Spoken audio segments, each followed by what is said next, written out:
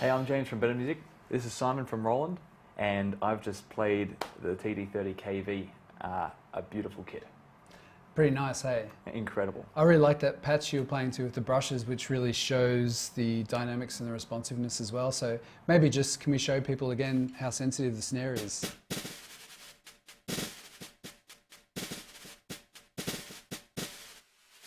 So yeah, it's actually possible to set it more sensitive than that as well. That's actually set with a threshold of about 2, which means it won't start triggering until it exceeds the threshold of 2, but you can have it 0, so you can play it with your fingers. And the whole idea is that anything you play should be able to come through on the kit. So if you try that on a lot of electronic kits on the market, you won't hear anything.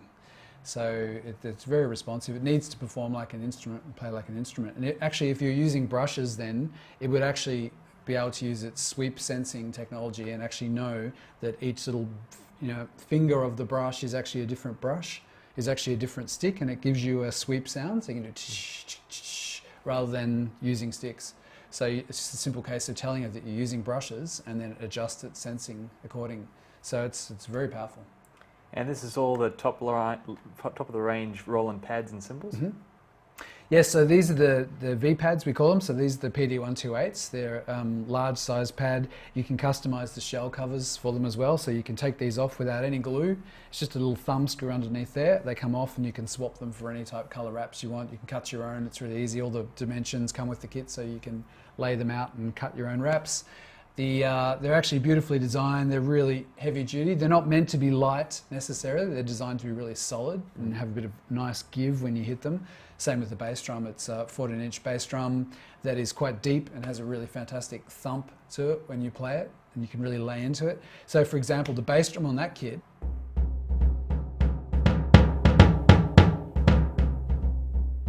so you can hear the beater just touching the actual head, and the head starting to vibrate. And when you hit it harder, the whole body of the drum actually starts to resonate. So it's doing that through a clever combination of synthesis and samples, which we call our COSM technology. And also Supernatural is another technology that we use in there, which allows it to seamlessly shift through all these different types of sound that's being generated. So this would be a pretty great kit to use live. Absolutely. It's the go-to kit. I mean, basically the first thing is it feels like the spacing of an acoustic kit. You can customize it however you like, make it look how you want on stage. Also, the modular's got separate outputs, so that allows us to have kick, snare, toms, cymbals, everything going to a separate channel on the stage box, which keeps the sound engineer happy, because then they can do all the things they like to do, hopefully not mess up the sound, but they can gate, EQ, compress, whatever they need to do, and they've got everything on separate channels. So it's great. Or if you want to, you can just do what we're doing today. We're just running the digital out of the kit, which is just a single RCA lead into our recording system that David over here is recording, and he's just taking a stereo of the kit in digital, so there's no noise, no loss of signal across the room, and he's going into the recording setup like that. So it's a great way to record. All right, so we've done a bit of tuning and did a bit of different muffling techniques as well through the brains on the different kits before. Yep. What can this do that's different? Well, why don't I show you? So there are a lot of different things you can do with the TD30 module, which is on the TD30K and the TD30KV. But one of the things I really like to do is to layer sounds on the snare and on the hi-hat. So this is a kit called 48 Fat, which is the Akadaka kit, because I reckon it's a nice fat sort of rock sound. But what I think is pretty cool with it is to be able to actually add something to the hi-hat. So if I go into my instrument settings and I go in here to edit, I can change the size of the hi-hat. So at the moment it's set to be a 14-inch hi-hat, but I can actually make it 16-inch, or I can actually go bigger and make it 35-inch. So, okay, which is a bit silly, but sometimes it can be good to get an interesting effect, especially if you want the outside to be bigger and the top to be smaller. So I might want a 7-inch.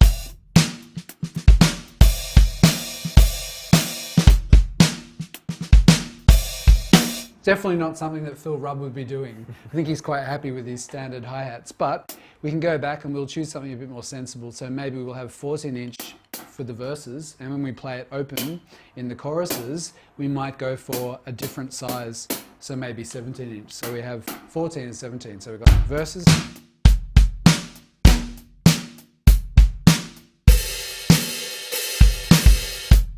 back to 14-inch again. The other thing we can do is actually add something to the hi-hat. So I go into my add section and I might want to add a tambourine.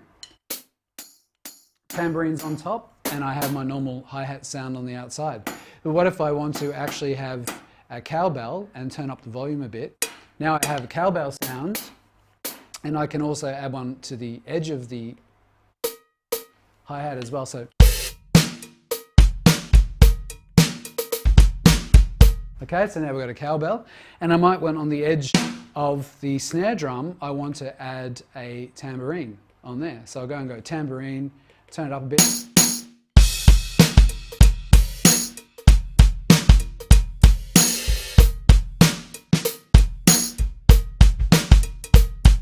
So now we're getting further away from that standard rock drum sound.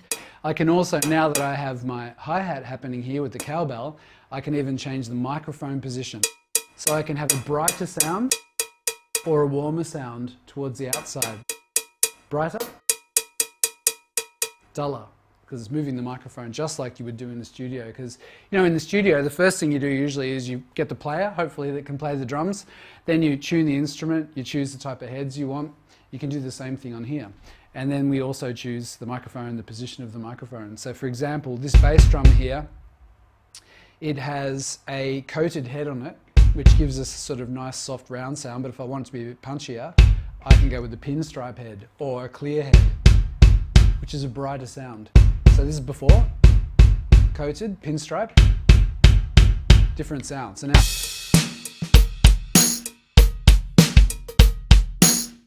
so I've changed the drum sound. I haven't chosen different sounds. I've just changed the way it's mic'd up and the way it's layered as far as the cowbell and tambourine go.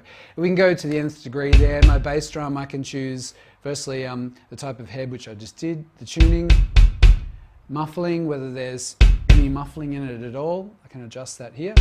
A blanket in there. I can choose the resonance, mic position, inside or outside of the drum, size of the microphone, and tom resonance as well. So some of the toms vibrate when I hit the bass drum.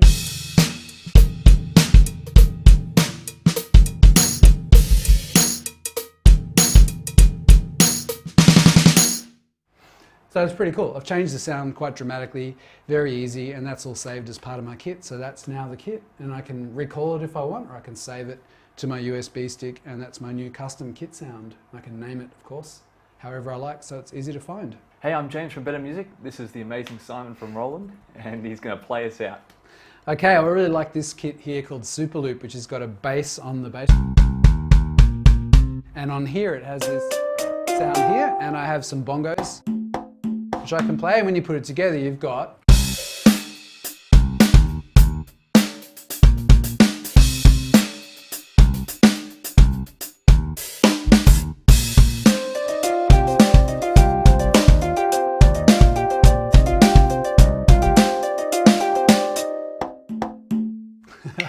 So come down to Better Music and check out these kits. We've got them in stock at the moment, and check out our online store.